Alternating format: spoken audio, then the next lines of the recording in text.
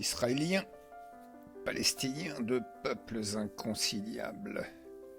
L'histoire ne juge pas, elle témoigne, elle rappelle, elle dit, à nous d'en faire quelque chose ou rien.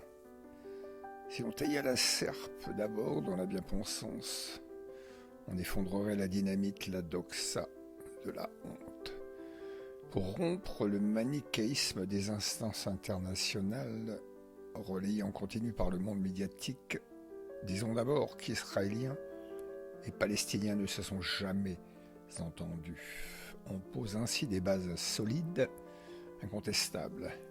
La paix de cette région n'est pas un horizon, mais un mirage, comme l'oasis pour le bédouin dans son désert de sable. Poursuivons.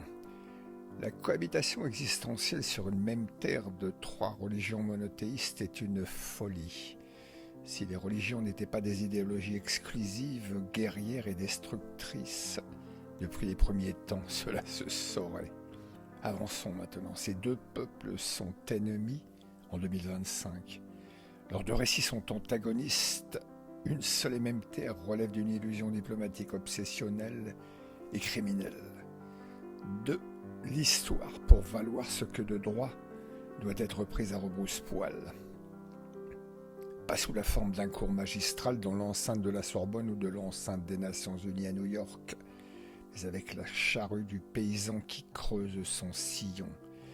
Les Juifs ont une présence millénaire sur la terre de Cana, faite d'exils successifs et d'installations de diaspora à travers le monde. Les Arabes, grâce à la conquête musulmane du 7e siècle, s'ancrent durablement en Palestine. Les Ottomans engagent ensuite une cohabitation communautaire, mais très inégalitaire. Le mandat britannique, comme toujours dans sa tradition coloniale, engage des promesses contradictoires aux Juifs et aux Arabes. Puis en 1948, la création de l'État d'Israël provoque l'exode définitif des Palestiniens, la Nakba. Ce fait générateur engage inexorablement le processus des guerres perpétuelles.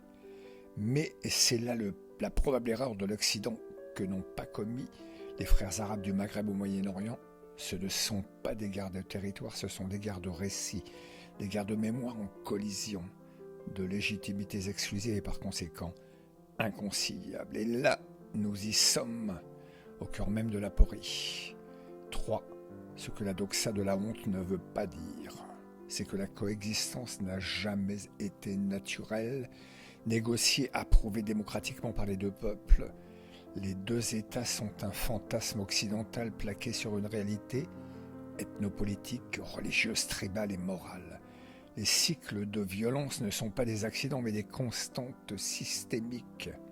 L'Occident, ONU, États-Unis et Europe, ne propose que des anesthésiants géopolitiques. Pire encore, le cocktail permanent armes, dollars.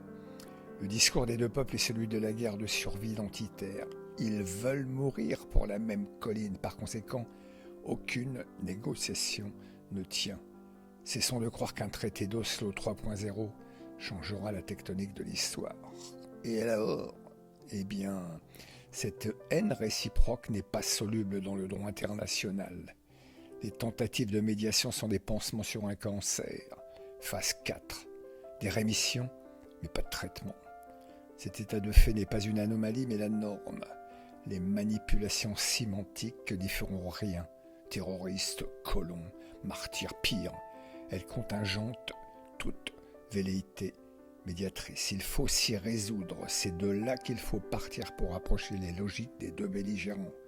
La paix provisoire est quelque part sur ce volcan ou encore dans son cratère en fusion.